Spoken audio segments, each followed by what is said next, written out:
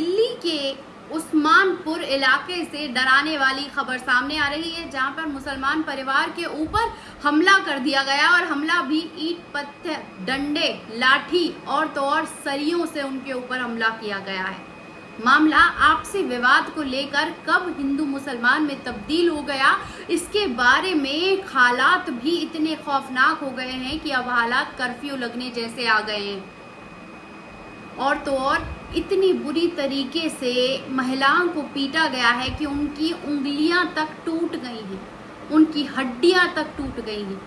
और दिल्ली में, देश की राजधानी दिल्ली के अंदर ये दूसरा मामला सामने आया है कि परिवार के ऊपर पूरा का पूरा परिवार, वहां पर रहने वाला इकलौता मुस्लिम परिवार है और इकलौते मुस्लिम परिवार को इस तरीके से निशाना बनाया गया है।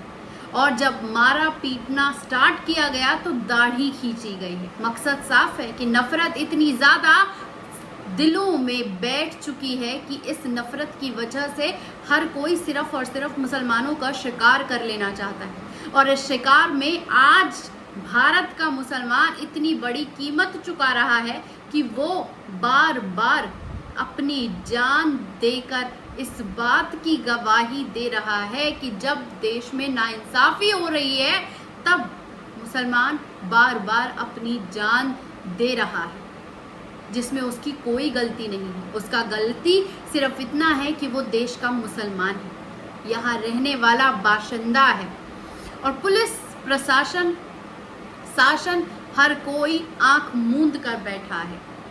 मामला पानी गिरने के विवाद से शुरू हुआ था और उसके बाद हालात इतने बिगड़ गए कि लाठी डंडे ईंट पत्थर सरिये सब चले। घायल सलमान का कहना है कि उन्हें इतना मारा गया कि उनके सर पे गंभीर चोट आई है।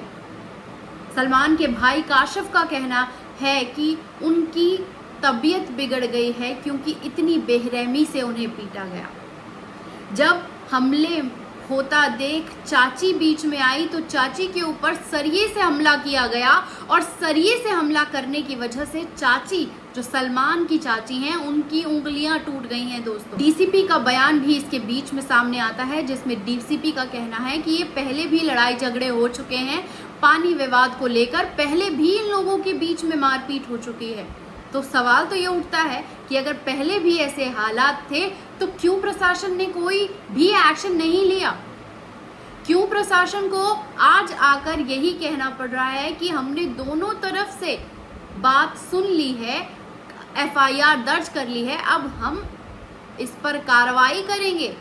जबकि दूसरी तरफ बलराज के बयान पर अगर हम नजर डालते हैं तो बयान से साफ तौर पर यह नजर आता है कि पानी गिर गया था, जिसकी वजह से सन्नी को काशिफ ने पीटा है। जबकि वीडियो में साफ तौर पर दिखाई दे रहा है कि कैसे ईंट पत्थर बेरहमी से चलाए जा रहे हैं, बिना इस बात के लिहाज करे कि सामने औरत है, महिला है, बच्चा है, कोई है। कौन इस बात पर ध्यान देगा? कौन इन सवालों पर ध्यान देगा कि देश में पड़ोसी ही सबसे ज्यादा सुख दुख का साथी होता है और जो सुख दुख का साथी पड़ोसी है वही आपकी जान लेने पर उतारू है, क्योंकि आप किसी विशेष धर्म से ताल्लुक रखते हैं। पानी गिरने का विवाद इतना ज्यादा बड़ा कैसे हो सकता है कि कोई सरिये से आप पर हमला कर दे और पुलिस इस बात से जस्टिफाई कर दे कि पहले भी इनमें मारपीट हो चुकी है, इसलिए नॉर्मल बात है। ये वेकअप कॉल है उन लोगों के लिए भी कि पड़ोसी पर भी अब भरोसा किया जाए या ना किया जाए। आज के वक्त में आपको भी सोचना पड़ेगा कि कब बाइक में टक्कर की वजह से आपको लिंच कर दिया जाएगा 40-50 लोगों की भीड़ के रूप में, और वो जस्टिफाई हो जाएगा कि भाई भीड़ आई मार के चली गई, भीड़ आई उसने हमला कर दिया, भीड़ आई इसकी वजह से आपकी जान चली गई। मतलब इतनी सस्ती जान है कि आओ घेरो और मार दो और इंसाफ हो जाएगा। कब तक इस तरीके की चीजें चलती रहेंगी? कब तक मुसलमान होने की वजह से मारा जाएगा?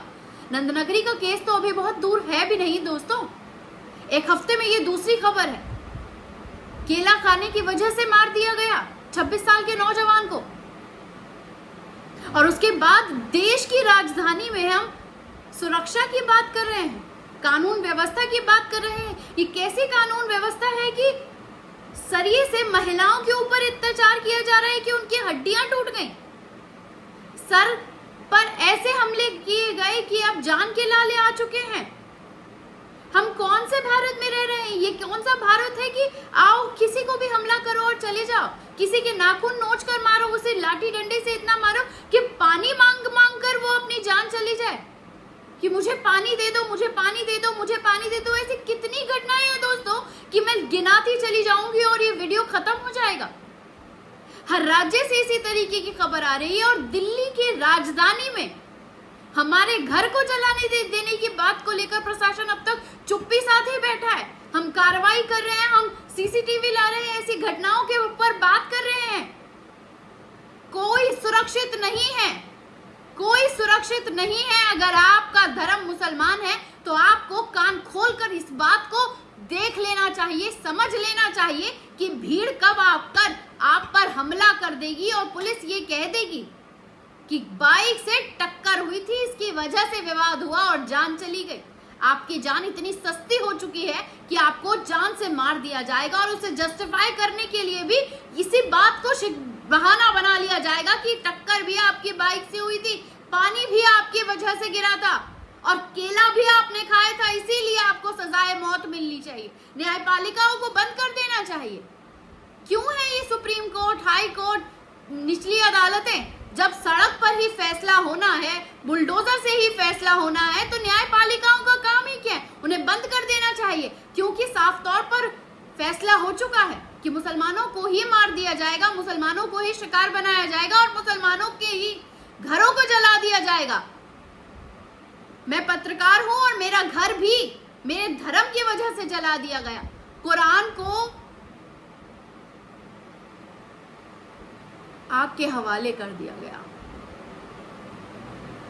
और पुलिस सो रही है। देश की राजधानी में लगातार मुसलमानों के ऊपर मुसलमान होने की वजह से हमले बढ़ रहे हैं, जिसको लेकर प्रशासन की नींद अब तक नहीं खुली है। अब तो जान जाना भी शुरू हो गई, लेकिन प्रशासन कब जागेगा ये भी देखने वाला सवाल है। कैसी लगी ये रिपोर्ट? कमेंट बॉक्स में आकर अपनी राय देना ना भूलिएगा। शुक्रिया।